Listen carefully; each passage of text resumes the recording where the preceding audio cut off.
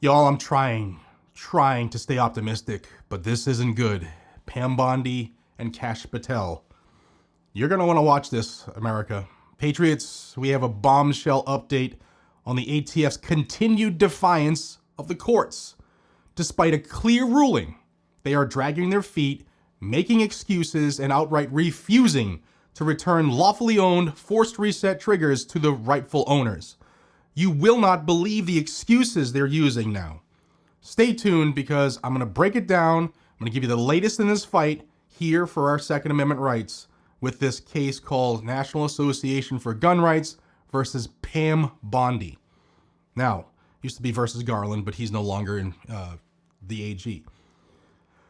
Let me start this by saying that Pam Bondi, as the head of the DOJ, who oversees the ATF, and Kash Patel, who is now the temporary interim head of the ATF.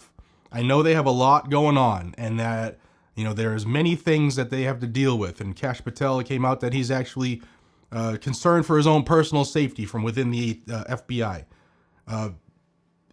This needs to get fixed, and it needs to get fixed fast, because this is coming literally on the heels of the 30-day executive order where Donald Trump told Pam Bondi, you better look at all the stuff Joe Biden did to violate the Second Amendment and give me a plan to correct it. And this lawsuit better be on her list. Now, before I dive in, I got to lower my blood pressure. Make sure you hit that subscribe button, turn on the notifications so you never miss an update. We are the #1 source for Second Amendment news. This is the premier source. We've been doing it for over a decade, and it's all because of you, and I'm very grateful. So if you want to stay in the know, then subscribe to the channel.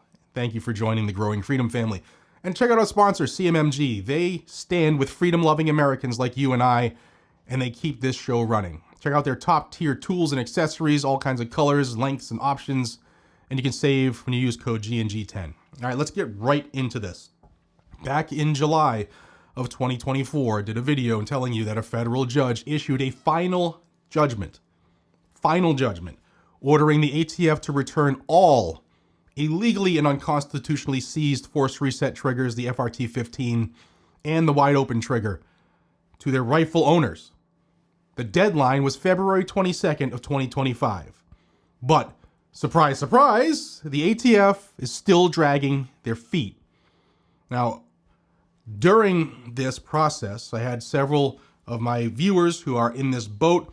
They got letters from the ATF saying, hey, we're gonna try to return this to you, but you need to fill out this form and prove to us that you are either a member of NAGR, National Association for Gun Rights, or Texas Gun Rights. They are trying to force people to put themselves on a registration list. Now, as soon as I got information from my viewers, I did talk to Hannah Hill over at NAGR. They were well aware that what was going on, and they were going to address it. So that's one thing. ATF was violating a court order there. But now, according to this latest court filing they just did, they claim that administrability difficulties, that's a word for you, have made it hard to process returns. What does that mean to real American people with brains?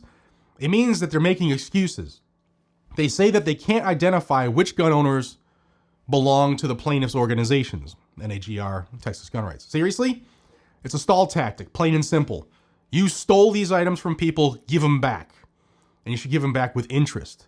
And here's where things get even more outrageous. The ATF is now requiring background checks for a freaking trigger before they return these lawfully owned items. A background check for a part, for a trigger, that the court told the ATF it's not a machine gun, you suck, you lose, no, go directly to jail, don't pass go, and don't collect $200, you suck, you lose. But here's the kicker. These devices, they're not regulated under federal law, and ATF knows that.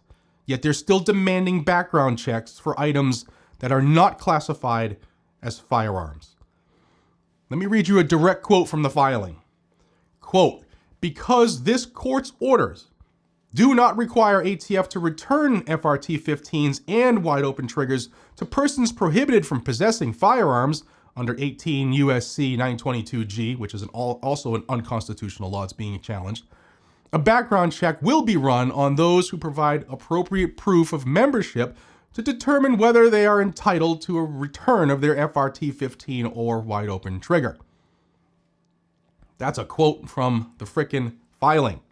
Now, I'm going to be realistic. This was happening, this process was already happening under Dettelbach. This was not instituted by Pam Bondi or Kash Patel, but they are now holding the bag, and they told us that they were going to change things rapidly.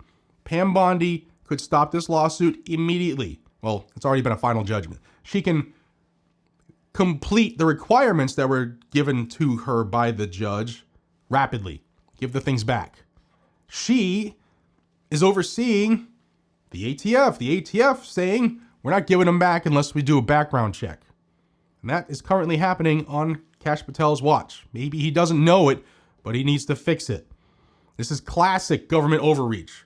And I'll say that the way I think, I was already skeptical with Pam Bondi because of her red flag issues in Florida.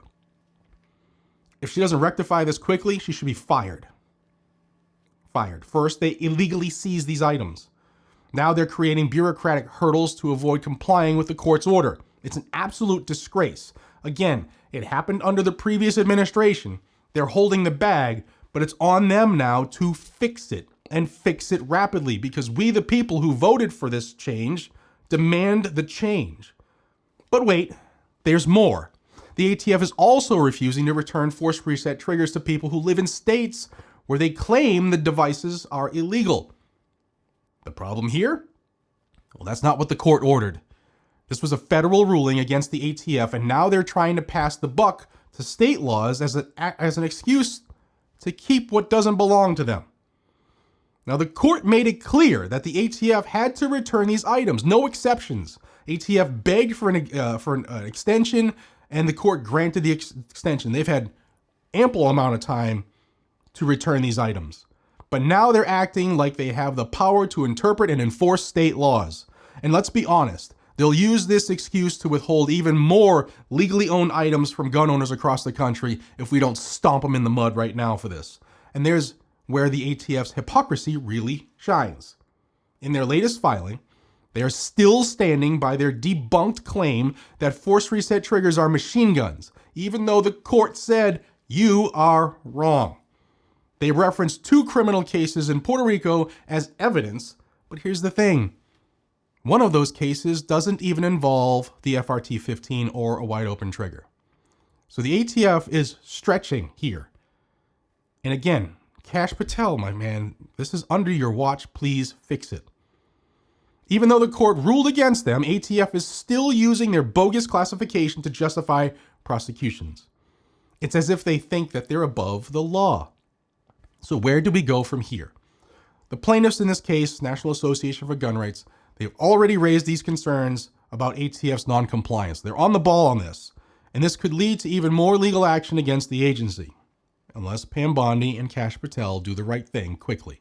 But make no mistake, the ATF is doing everything they can to slow roll this process and make it as painful for gun owners as possible. This is why we fight, guys and gals. This is why we stay informed, and this is why we hold these agencies accountable, or attempt to. They count on us getting discouraged and giving up, but we're not going to do that, at least not in this community. Guys, the fight is not over, and we need to keep the pressure on. Share this video, let your friends know what's happening, and if you haven't already, subscribe to the Guns and Gadgets channel so we can keep bringing you the truth about what mainstream media won't touch. And also, if you're somebody who had one of these items stolen from you by the ATF, and you're a member of National Association for Gun Rights or Texas Gun Rights, they're already working on the problem. And maybe let them know if you don't have your item back yet. Don't forget to support our sponsor, CMMG. They're helping keep this show on the air, and they make some phenomenal tools and accessories out there. Their 22 conversion kit is the best, period. Check them out. You know where to find them. Use my code GNG10 to save on everything. Stay armed, stay informed, and stay free. I love y'all from the bottom of my heart. I will see you in the next video. And this is aggravating. Take care, y'all.